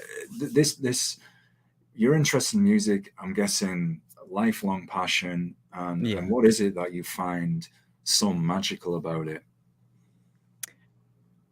Actually, I can't really answer that. Like the story about my music, I always wanted to play guitar. When I was like 10 years old, I wanted to play guitar. Yeah. And my mom said, "No, you're gonna quit anyway. We're not gonna buy you a guitar." I was able to get free guitar lessons at school back then. Yeah. And they said, "No, not gonna do it." So when I was like 15, from my allowance, without my parents knowing, I bought an electric guitar and just started teaching myself. Then I went to an apprenticeship as a chef, had my first band, and I quit the apprenticeship for my music. Never practiced enough. You can never practice enough, but True. went back and forth. I stopped playing guitar. I went more into singing. At some point, I did like a kind of music college light as a vocal coach, and later went to a real music college in Brighton from home as a remote student, and even got what is called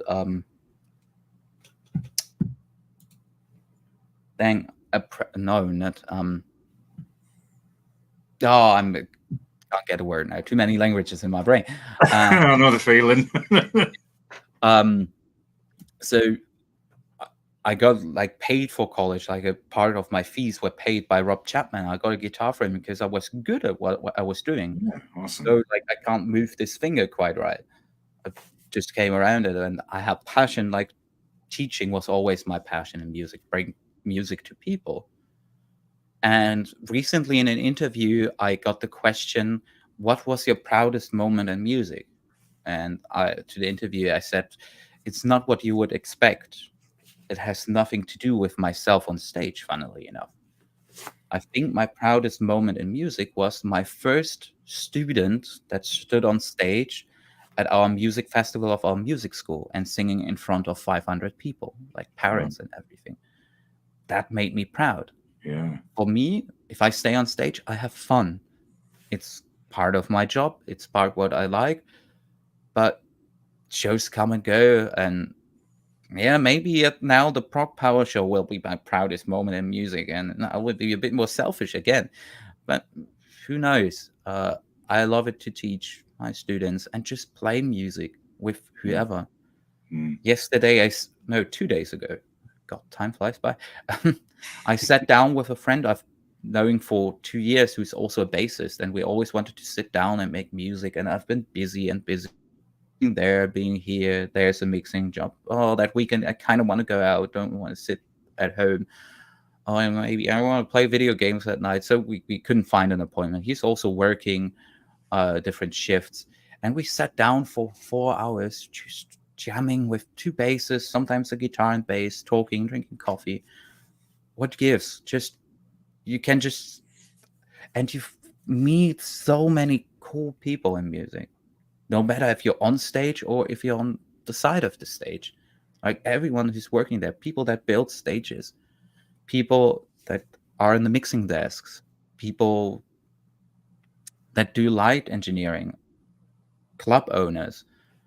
Like nowadays, one of my very dear friends I'm excited to meet again in Atlanta is from a band from Nashville, Flight Attendant, the singer Carolyn. We met here in town where I live. They played a show here, and I was their audio engineer for that night. And I connected with the whole band. And they had a few more shows in Germany, and the 2 last shows were in Hamburg, which I could reach in a few hours by train. And I was thinking, and one night I was like, come on, you don't take care of yourself enough. So I booked a hotel, I booked a train, and I texted her in WhatsApp, like, guess what? And sent her the screenshot of the hotel booking. Gonna come to your last shows of the tour.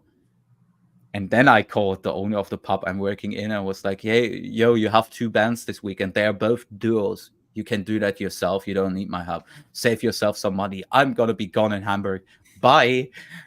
And he tried to discuss with me. And yeah, one band canceled, but the other band, I was like, it's 2 people, it's 2 microphones. Call me. I tell you what to do in case. Get your shit together, and you can do that alone. You don't have to. I told him you don't have to pay me and blah blah blah. He's never gonna see this. No, just kidding. I told him you can take care of that alone. I'm gonna go on vacation. It was a spontaneous decision, and then we hung out like 3 days in Hamburg. I saw both shows, and we had a great time. Yeah, and now we've been texting for a year, and I'm like, yeah, I'm in Atlanta, and she was, yeah, cool. I'm gonna drive like the 5 hours from Nashville. Let's meet up. If you're here in America, we have to do it. So I'm like, you. A month later in October, you're on a Europe tour again. I'm gonna see you anyway. I'm gonna come to a few shows. No, this can't wait. I want to meet you, and I want to see you play live. Yeah, great. Right? That's people you meet through music. Yeah, no, and you always can discuss something, no matter if you're just a listener or someone who plays music. Yeah, well, that's what's fantastic about it, and it can cross over into other scenes as well, because there's always somebody who, say, is involved in another area that can be interrelated in a way. So it's fascinating, and as we've been saying about different interpretations and thought processes, everybody can have that different take on a band or on that song or on the genre, and it makes for some fascinating discussions.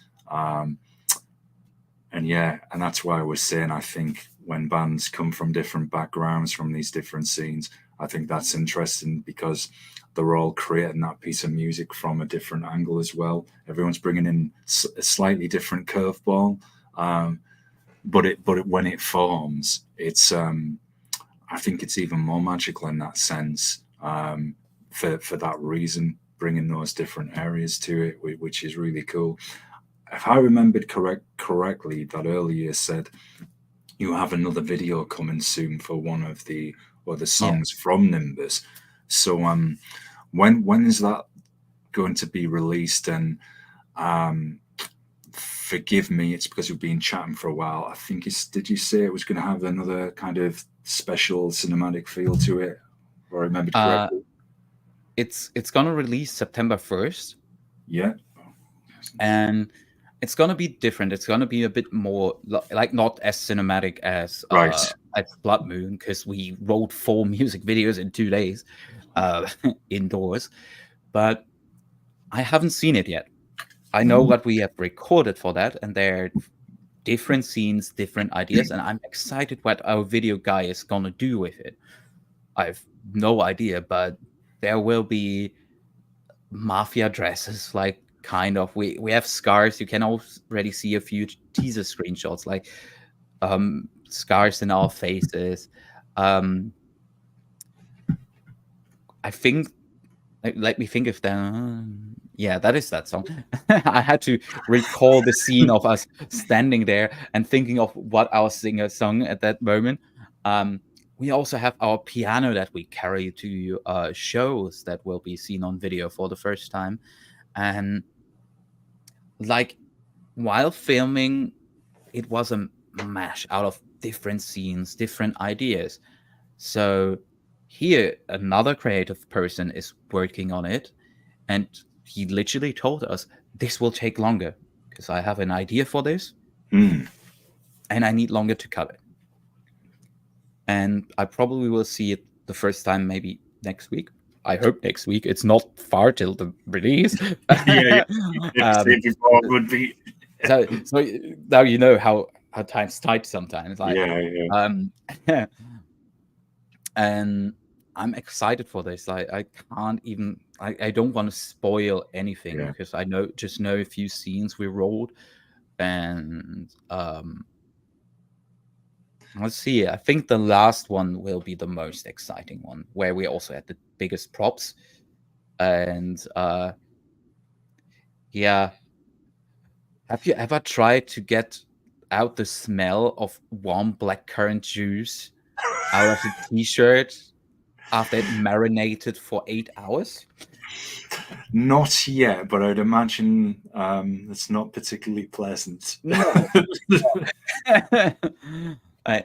That will be a very weird thing. Like maybe you have seen like the big poster of us with like the weird hats. Well, you can see as well for those, as we were saying, you dropping in Easter eggs and everything. If you go on your website and at the bottom, there's some shots of you all in with the Scarfaces in those kind of mafia suits. So Yeah, there's a little hint there for people, for sure. So yeah, I'm curious. I'm gonna get you now. You haven't read all the posts, but maybe you have read the song titles. What do you think is the song name the music video is for? Or do you have the information? I don't actually have the information. No. Let's do this. Let's go through the CD. Fall Down is already released. Cobra is already released. Then we have Sugar Leaf, Holy Ground, Nimbus, Devil's Casino, Somanoid, How Many Days, Nevermore Creek, Abyss, The Day We Will Meet Again, and Son of Fortune. Well, the obvious one would be Devil. That would be that would be obvious because that makes me think of all those casino bars, late night underground jazz bars, smoky atmospheres, people sat at the tables. You've got a singer or a band there jamming away, and I'm getting excited again. But that's another thing I've always found so fascinating when you've got the people playing the big, huge bass and the piano, it's freestyling it in those places. It will be Devil's Casino. It will be great. I'm honestly always excited for like music videos, and I would love to have like 3 days of rolling a video, but it's all about the money. Well, that's it. It's time and budget. You can only do so much, and I mean, I'm sure God, I mean, like Bloodmoon, which really is like it was a short film. That's what it was, and that is fascinating. And I think, God, man, if someone could ever say like, oh, I'm going to give you this unlimited amount of money, shoot an entire movie, but we're going to have your music as the soundtrack, that would be fascinating. So with that being said, if someone did do that, you never know, might happen after America, could do. I'm going to kind of put you on the spot here. Is there a particular style and theme you would like to do if you could make kind of a big movie or a longer one, say a 60-minute film, but with you using the music as a soundtrack? Or is it, again, when you are creating music, it could be just whatever you come up with on that day from the process? I know it wouldn't be done in the day, but honestly, like if I think about music videos, like there's some inspiration. I've seen great things. Like if you talk about the old thing, like Daft Punk did a whole film about the album. French jazz band Pamplemousse, or I don't know how to pronounce that, did a great video for the whole album that was one camera perspective of a woman in her apartment, just walking around, arranging the apartment, building up radios and stuff.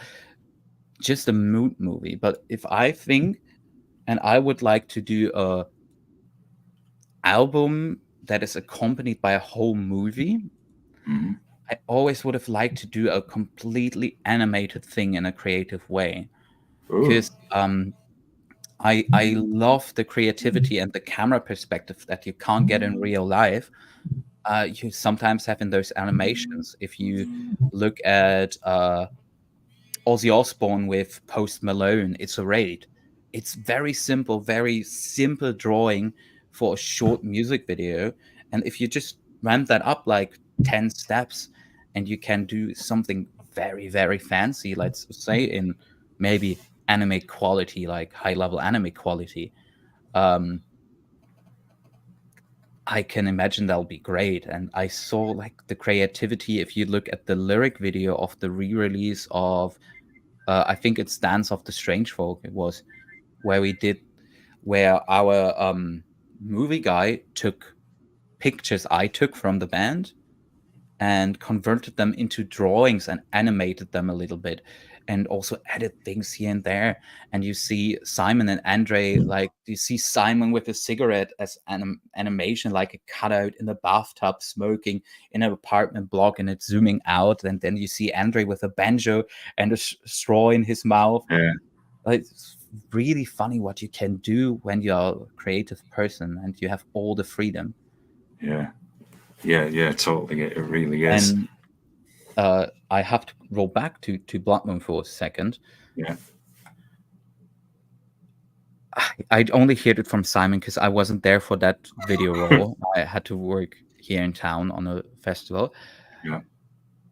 Getting up the piano on the mountain, they filmed that in the rain, in the mud. No, sorry, I'm not gonna do that.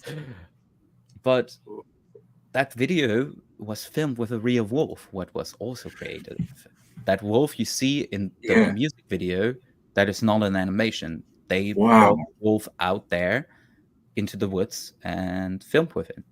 Whoa, that's only amazing. The jump at the end, they filmed that in front of the green screen. Yeah. Wow.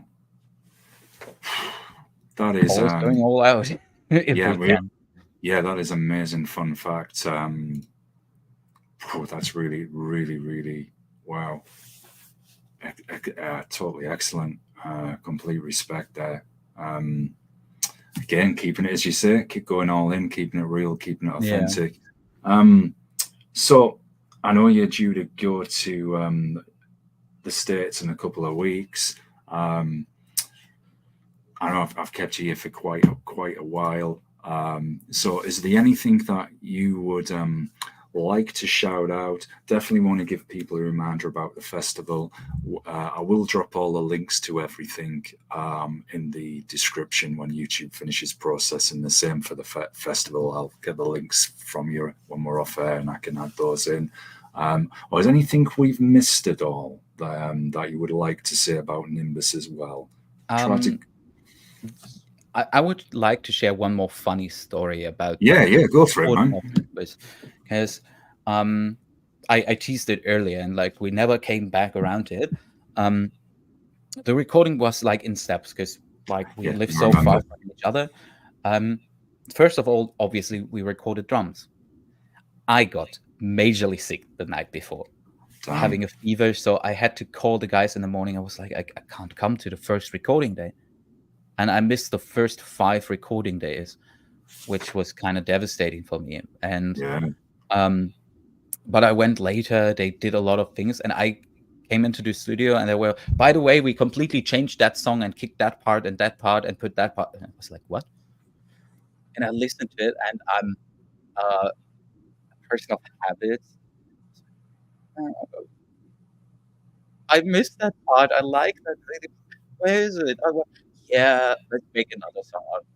I was kind of sad, but I love it now when it's ready. Next up was guitars. And guitars, our guitarist had a show with his Iron Maiden tribute band. Wait. Like my brain is full. Ed Hunters. I have a picks from him everywhere because I always forget my picks because I play most things with fingers. And he picked me up and we drove up to the studio and we did the first recording day like mostly just set up. And the second recording day, and there was like one song I could have played on bass, and we recorded both at the same time. So whatever, like just save some time. But I wasn't at that point fully prepared because I was supposed to record the bass like 2 months later. And the next day, our guitarist woke up, didn't feel well, did a COVID test, and it was positive. Oh, damn. And we were sitting, like the singer, guitarist, and me, like in his apartment, and we thought he was joking. Yeah. And we had to call the studio and was like, guys, COVID positive. We go to the hospital, do a proper test now, but we can't come today. And then we were sitting there and shit, we're paying for this, and what are we gonna do? How are we gonna manage this? And we came to an agreement that we're gonna wait like 5 days. Maybe he's negative then, and then we're gonna continue recording. So we put our guitarist to bed, and our singer and I was sitting there. What are we gonna do? Okay, we're gonna sit down in a car, drive to my place, pick up all my basses, my recording gear, drive to the studio, get some DI boxes and shit on there additionally, and set up a whole recording station in his living room and just start recording bass. Next day, our singer was positive too, and was feeling like ass. He didn't got out of bed except for going to the toilet for 3 days. Wow. And I was sitting there with my guitarist, who was on the couch, partially still shivering with a fever, learning the parts, doing piece by piece, listening to it. I was just recording all the time, just looking at him, doing that correctly. Like, is this correct? Is this fine? He was just managing it, and I was recording and engineering at the same time for 5 days. Wow.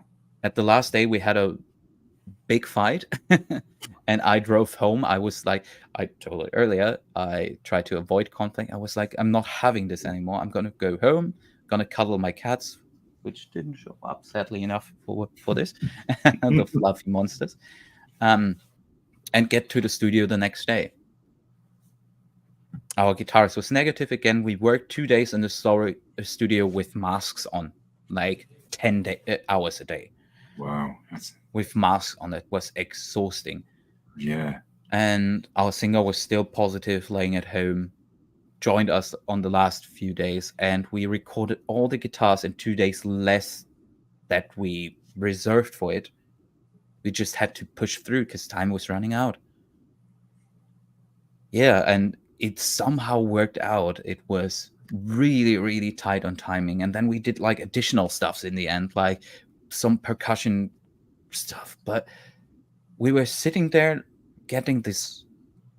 He sent us a picture from the other room because I was sharing a bed with our singer because his apartment is not big, and our guitarist was sleeping on the couch.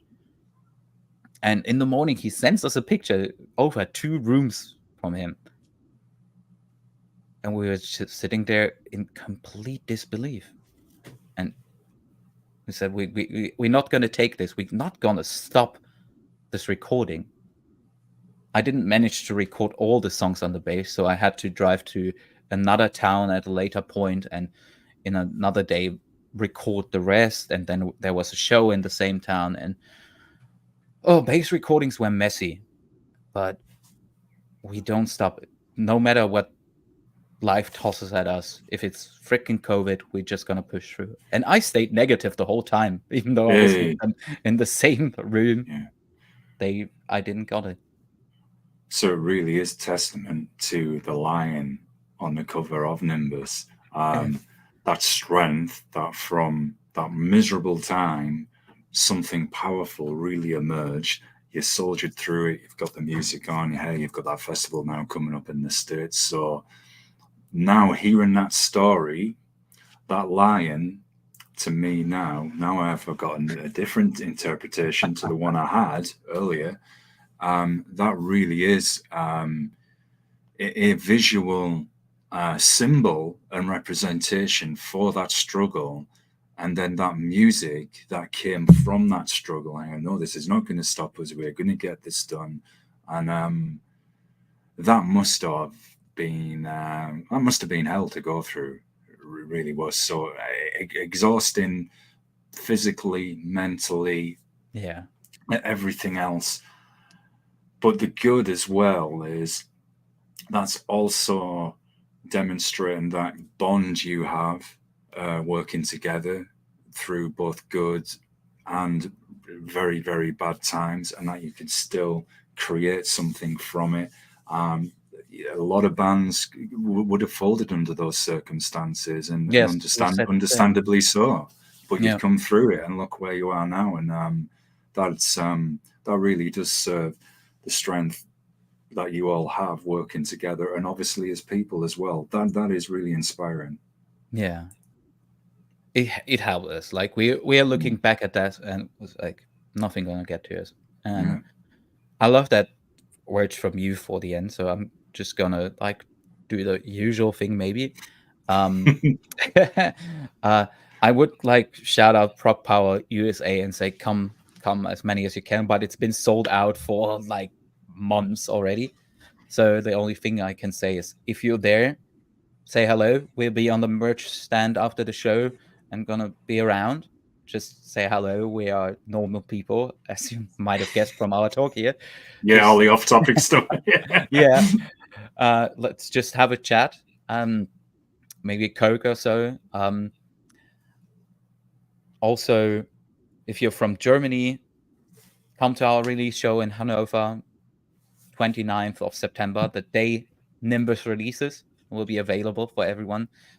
Pre-orders are open. With like these T-shirts I've been wearing the whole time. Like, yeah, I noticed that. I really liked that, the design as well. The nice snakes and stuff, like for our Cobra song.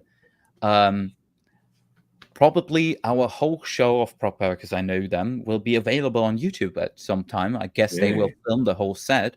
So you can look at that later, and then you can even see the special guest we're preparing. Dude, we never rehearsed that thing, so that will be exciting. Yeah, most certainly. It will work. We are professionals. Yeah, of course. And I think there's nothing more to say. Like, look at the music videos. 1st of September, Devil's Casino will drop. And maybe we two meet up again after the release for a catch-up session or whatever. Yeah, well, you read my mind. I was just about to say, after the release of the video and the new album, it would be great to talk to you and the guys all about the album, the stories you'll have to share. Also, the tour in the States, that would be really interesting to hear, and I think people would like to know about that as well. Honestly, man, you're all welcome on this show anytime. Just hit me up. I've really enjoyed talking to you. It's been really interesting and inspiring as well, and I genuinely mean that. And now I'm going to butcher your mother tongue, so I'm going to apologize in advance. I used to know the German for saying sorry. Just do it. So I want to say to my German friends, yes, I know, here's the Englander ruining everyone else's languages. I can say a sentence in another language. Yay! Yes. So danke dir for joining me, und bis später, and good night. And yeah, and then I'm not just going to start saying random German words for like dog, cat, and birdie cats. It's like, yeah, you can say cat in German. Hey. No, absolutely fine, man. Like everybody would be able to understand you. No worries. Just speak the language and practice. Yeah, I enjoy it. Languages to me, I say this to everyone, they're like music. It's just different sounds, and I find them fascinating. And I would, if there was time and an abundance, man, I would love to learn as many as possible. But I'm trying to kind of stay on the most common and the ones that people are speaking to, I come across for obvious reasons. Even if it's just a few words or something, it helps. So, folks, once YouTube finishes processing this show, depending on its temperament, don't get me started. Yeah, the pain with that. The crazy thing is sometimes it's like it can be a long show like this can sometimes process within 30 minutes, and then you can talk to someone, say for a very short period. It's like a day later, YouTube is still processing it. I'm just like, come on, man, it wasn't even that long. But as soon as it's finished, folks, all the info will be there about ProgFest in the States, everything there. Don't forget to subscribe, follow, smash the like button. Get at me if you would like to come on the show to chat about your music, movies, or anything, nerd stuff, anything in general. You're very welcome. And again, thanks to David and the rest of the band as well, and everybody out there who watches this. Oh, you're very welcome. And bespata, man. And Bespata. Bespata, yeah. Bit to say, getting there. So, folks, I'll see you on the next episode of Fed Up, and take care, everyone, and peace out for now.